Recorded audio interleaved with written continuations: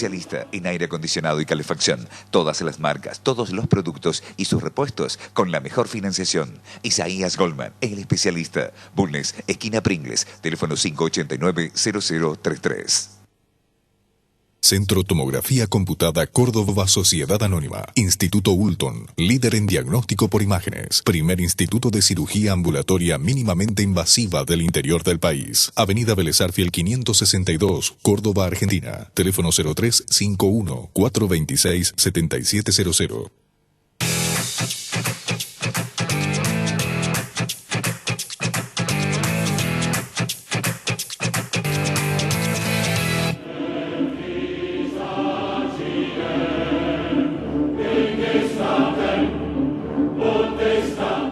Palabra de honor, Canal C, temas de política, economía y actualidad. Hoy le damos el programa completo a un tema que ha explotado. Tenía que ser así, que es el privilegio, los privilegios del Poder Judicial. Y hemos invitado entonces a la persona que a mi entender sabe más sobre este foro, que es el doctor Carlos Airavedian. Bienvenido, doctor, al programa. Muy honrado por la presentación. No es que sepa más. Hay muchos que saben, pero se quedan callados. Así es. No dicen lo que deben decir. Le tienen miedo a los jueces. Muy bien. El doctor es el decano de los abogados penalistas de Córdoba. Efectivamente, soy el más antiguo por edad y por la antigüedad en el ejercicio de la profesión. 56 años. Pero además, el doctor es titular y conductor de un programa de televisión de esta casa que se llama Barricada, y que el año pasado tuvo el premio a la mejor conducción de programas de opinión. Y el anterior, el de mejor programa. Y anterior, el mejor programa. Así que no se pueden quejar. Doctor, ¿le parece que empecemos? Pero decide usted el que dispone. Bueno, quiero hablar de los privilegios en el Poder Judicial. Me refiero fundamentalmente al Poder Judicial Federal y a Comodoro Pi. ¿Podría definir qué es privilegio?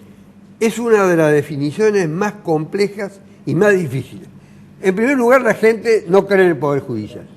Usted dice Poder Judicial, lo asocia con el privilegio. El privilegio es algo que concierne a una desigualdad entre un magistrado, un funcionario que tiene a su cargo aplicar las leyes con cualquier otro ciudadano o con cualquier otro funcionario de cualquier otro orden de la administración. Hay una desigualdad en cuanto a las consideraciones que a este se le brindan y que vienen de épocas remotas. Nosotros particularmente, que hemos heredado la tradición española.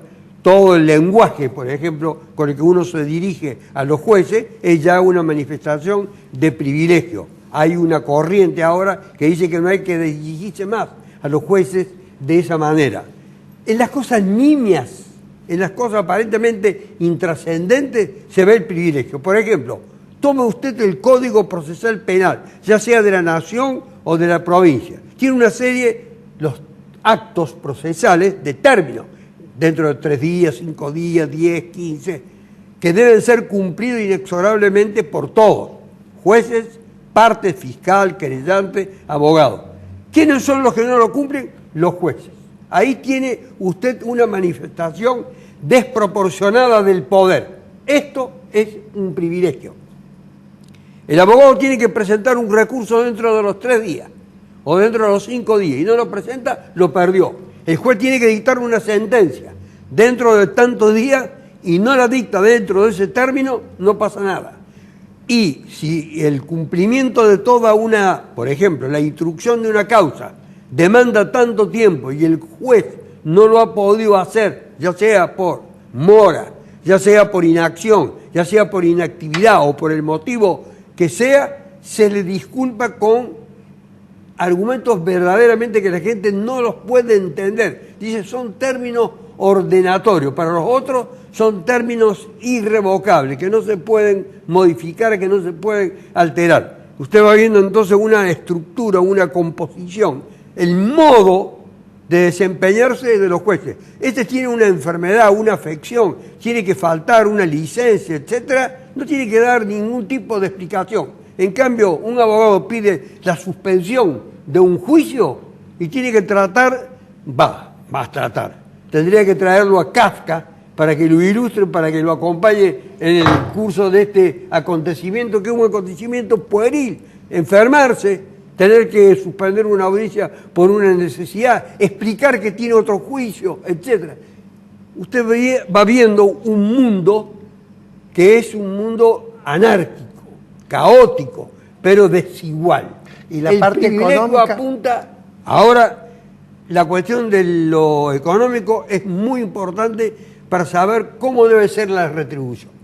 Los más extremistas dicen que debe de cobrar como un empleado. Yo creo que no.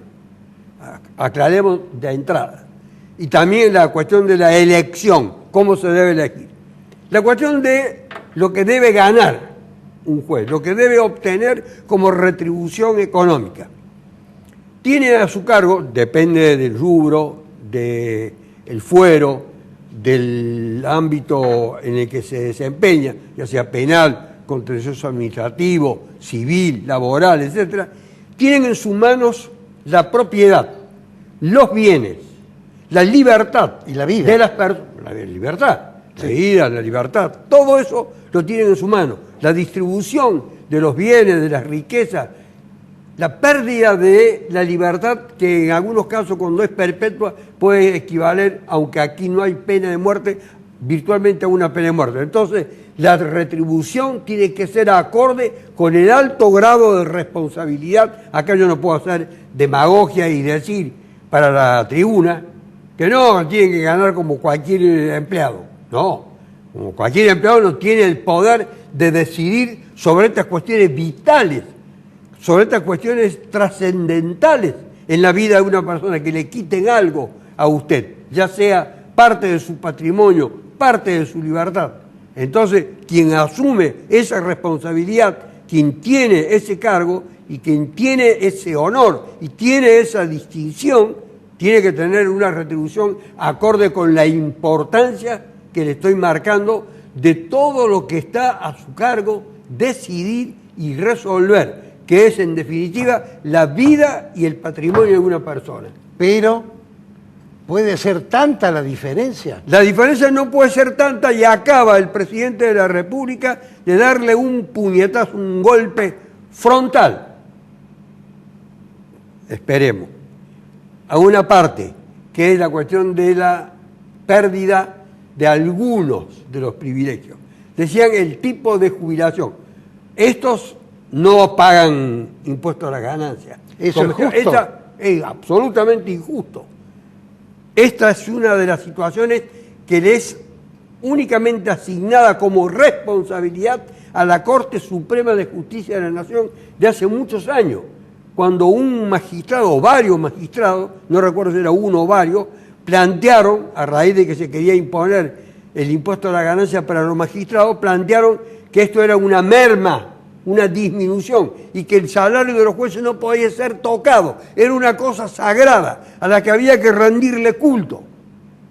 Pero no faltaba el compromiso social del juez, no le quitaban absolutamente nada. Con ese criterio, entonces, todos los que pagan impuestos a la ganancia están perdiendo, como se cree que están perdiendo, están contribuyendo para la administración general de una provincia, de un municipio, del país, según el orden en el que se desenvuelven y en el que actúan. De manera tal que aquí ya tenemos, con la cuestión del impuesto a la ganancia, un privilegio.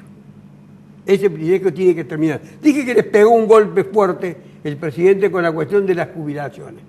Ha racionalizado el tema, lo ha ordenado no el presidente, con el concurso pero de los es para los próximos, no para los que ya están. Esta es una cuestión que va a generar mucha discusión si a los que en este momento ya están en condiciones de jubilarse o se han jubilado y continúan desempeñándose en sus funciones, o a los que en el futuro quieran obtener el beneficio de la jubilación y van a tener que hacer un aporte mayor, que de 6, 7, 8 puntos más va a ser ahora la contribución que a ellos les corresponde. Va a aumentar también la edad para poder jubilarse. Hay una diferencia entre hombres y mujeres que me parece que es completamente inadecuada. Si las mujeres son, como lo son, iguales a los hombres, todos tienen que tener la misma tipificación en orden a lo que la ley establece.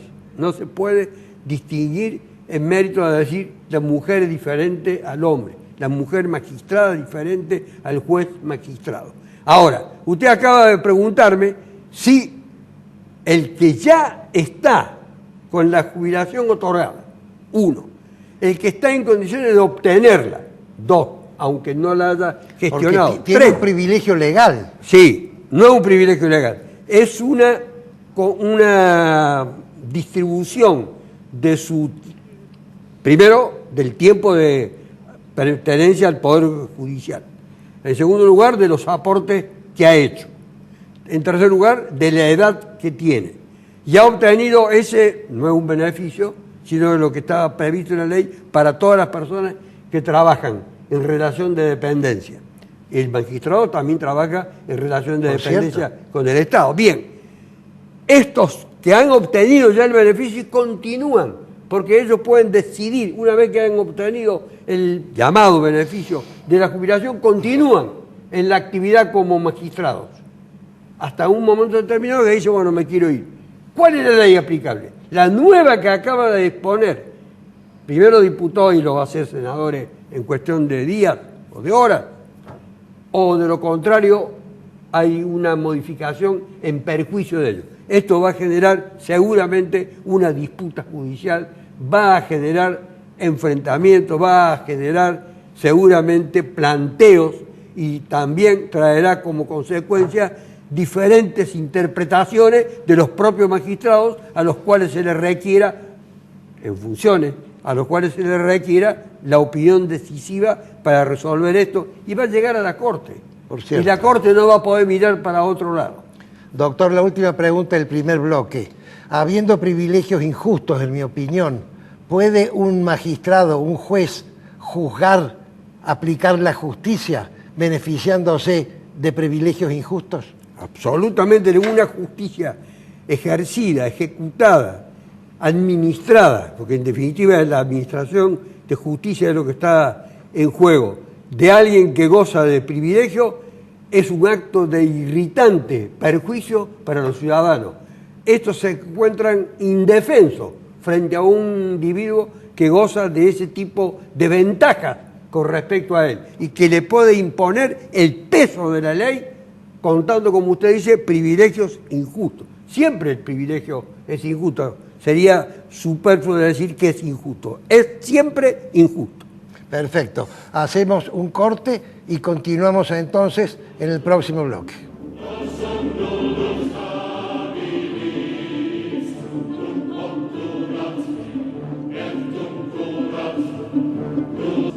Isaías Goldman, el especialista en aire acondicionado y calefacción. Todas las marcas, todos los productos y sus repuestos con la mejor financiación. Isaías Goldman, el especialista. Bulnes, esquina Pringles, teléfono 589-0033. Centro Tomografía Computada Córdoba Sociedad Anónima. Instituto Ulton, líder en diagnóstico por imágenes. Primer instituto de cirugía ambulatoria mínimamente invasiva del interior del país. Avenida Vélez Arfiel 562, Córdoba, Argentina. Teléfono 0351-426-7700.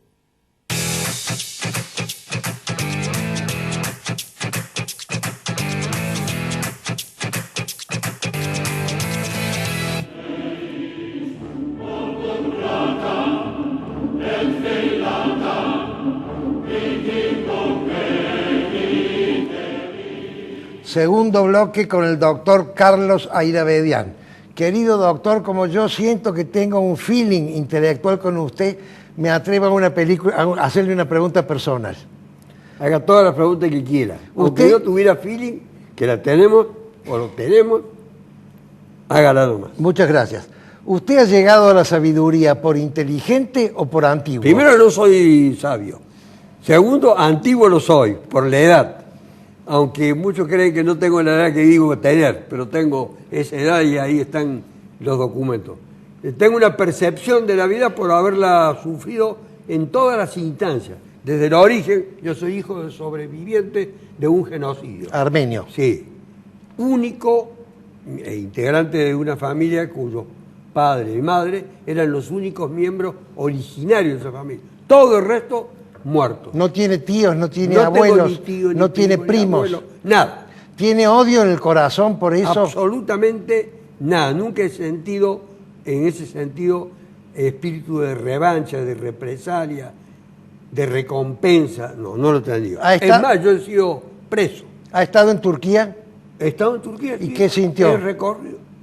Me pareció un lugar, primero, un país muy bien distribuido desde la rapiña, porque a los armenios le robaron gran parte del territorio, de su riqueza, de su historia. 6 siglos de dominación del Imperio Otomano. Pero tenía que conocer Turquía, tenía que saber dónde habían estado mis antepasados y los antepasados de ese 1.500.000 armenios que murieron y de los miles y miles que murieron antes de 1915 en las continuas matanzas ejecutadas por el Imperio Otomano sobre esta minoría, la armenia, ilustrada, capaz. Es más, muchas veces estuvieron al lado de los sultanes porque eran altamente capacitados y altamente conceptuados. Por eso sorprendió cuando el primer golpe de muerte comenzó con la intelectualidad de Estambul. Bueno, algún día vamos a hablar de eso. Yo tendría que hablar de estas cosas y no de los temas urgentes. Tendría que hablar de los importantes, pero bueno. Entonces, yo le dije que además sufrí yo mismo el escarnio y la humillación de la pérdida de libertad durante 3 años. Y yo no tengo odio. 3 años. Claro, de juzgado. ¿Acusado de qué? Yo era juez. ¿Qué había robado usted? El delincuente terrorista subversivo Carlos Airabedián, sin haber cometido ningún acto así decía el decreto, de puesta a disposición del Poder Ejecutivo durante la dictadura militar sangrienta 1976-1983. Bueno, ya vamos a hacer un programa completo de eso, pero tenemos que volver a la justicia, doctor. La justicia nuestra, que yo creo que es ineficiente y que es corrupta, tiene que ser cambiada. ¿Se puede cambiar la justicia si el nombramiento de los jueces, por derecha o por izquierda, termina siendo decidido por el poder político? Mire, está establecido en todas las provincias y en la nación el Consejo de la Magistratura, que aparentemente brindaría garantías para que ingresen los mejores. Pero siempre en el fondo, al final, hay algún tipo de apoyatura oscura, subterránea del poder político. Pero está encubierta, enmascarada por primero el examen y en segundo lugar por la confrontación, el cotejo con otros que también aspiran a los mismos cargos.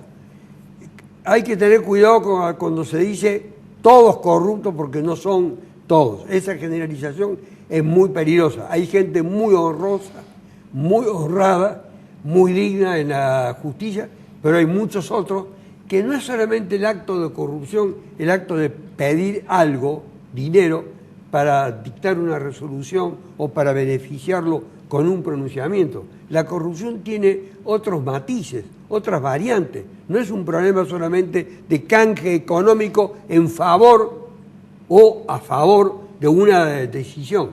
La mayoría de los jueces que yo conozco, la mayoría de los jueces que estamos en Córdoba, que es completamente distinto a lo que es el conurbano, a lo que es la provincia de Buenos Aires, a lo que es la capital federal, a lo que es este lugar que tanta gente escucha hablar, que es Comodoro Pi, 12 tipos que prácticamente manejaban el país. Doctor, ¿qué pasa con los fiscales? Porque si ahora la acusación la van a tener completamente los fiscales, manejan la justicia y los nombra el Poder Ejecutivo. No.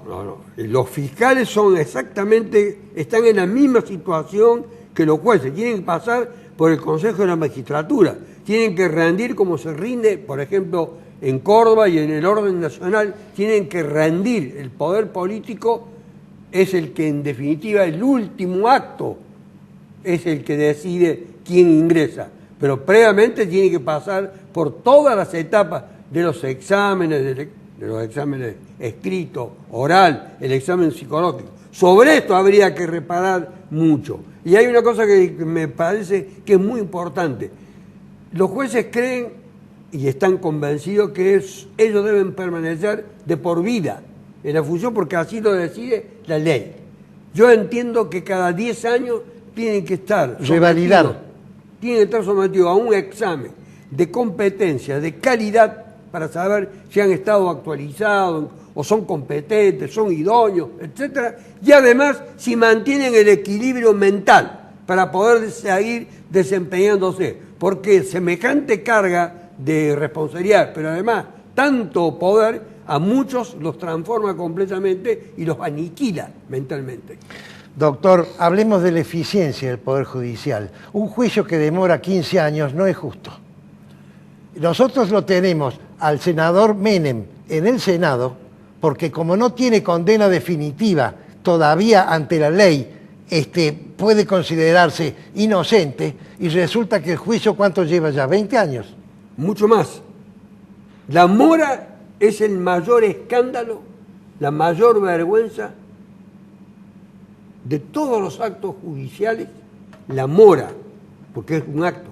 No hacer nada es una forma de hacer. Claro. De no dejar que las cosas lleguen a su término, pudiendo llegar a su término. Eso tiene que ser una materia de disciplinamiento de los códigos, de ordenamiento de los códigos y de imposición de sanciones para los jueces morosos. Estos deben tener sanciones para que no se produzca la situación que usted acaba de referir y que como esa hay muchísimas otras. Aquí la regla, si usted la quiere tomar en materia penal en muchos casos, es la condena de muchos inocentes porque han permanecido mucho más tiempo del que debían permanecer en la prisión, y la absolución de muchos culpables rápidamente por elitismo, pertenencia a una clase social, componendas con el poder político, pertenencia a determinados ámbitos del poder económico, del dinero, en una palabra.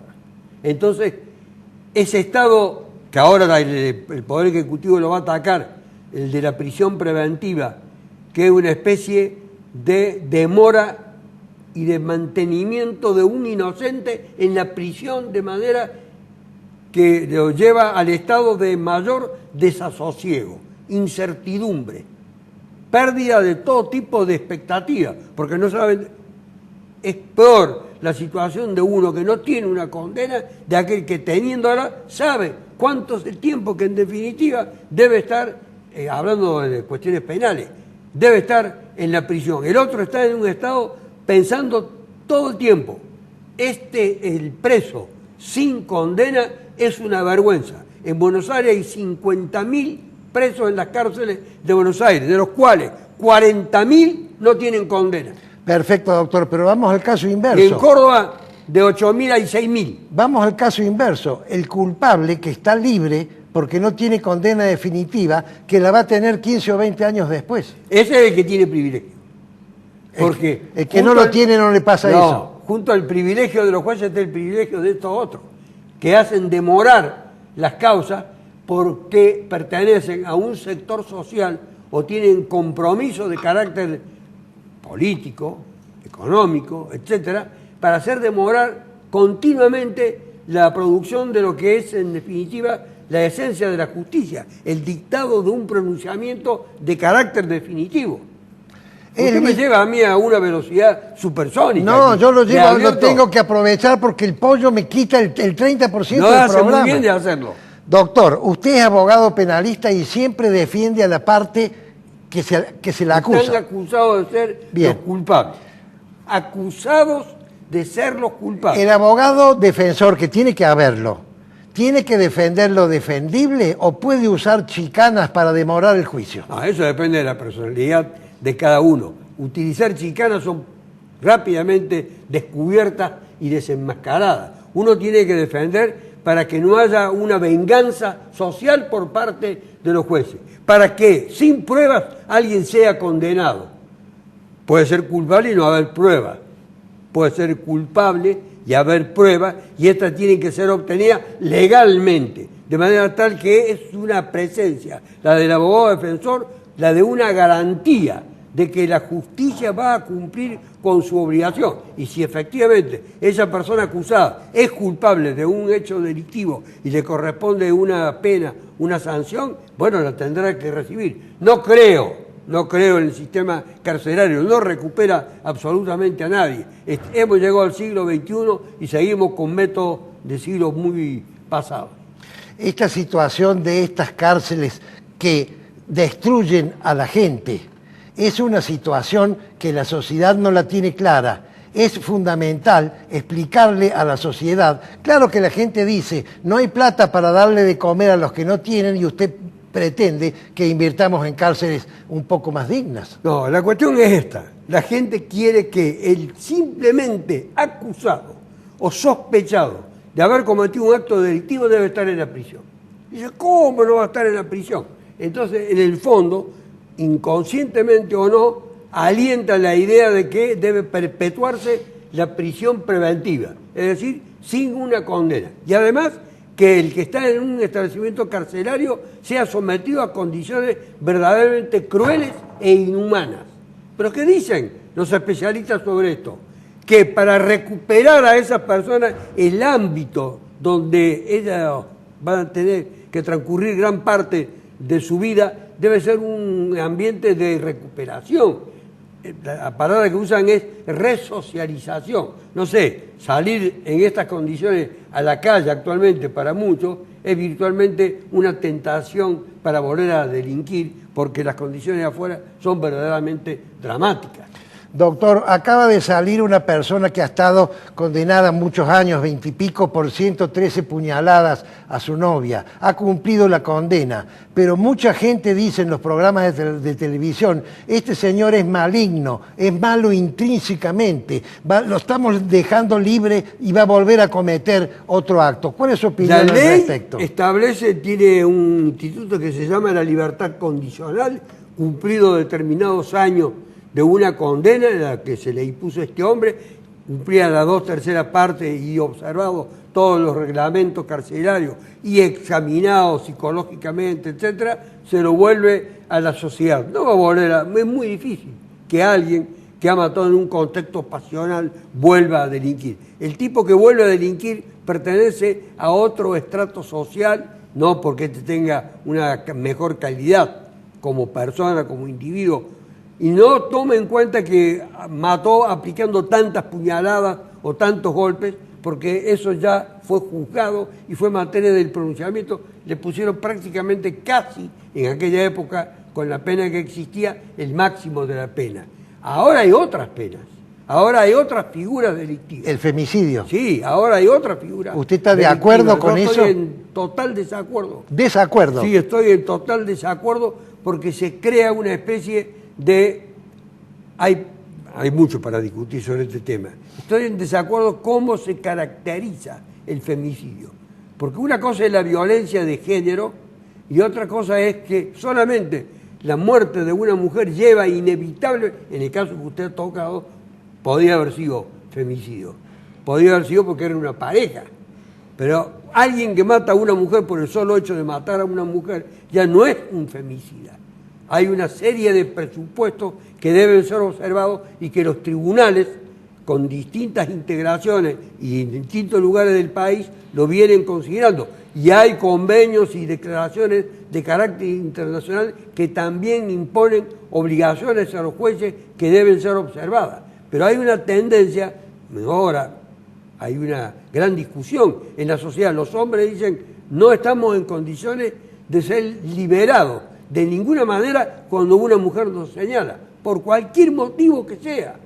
Hay centenares de padres que han sido privados del contacto de sus hijos, han sido excluidos del hogar solamente por una denuncia que tiene que ser probada. Y sin prueba nadie puede estar en una prisión.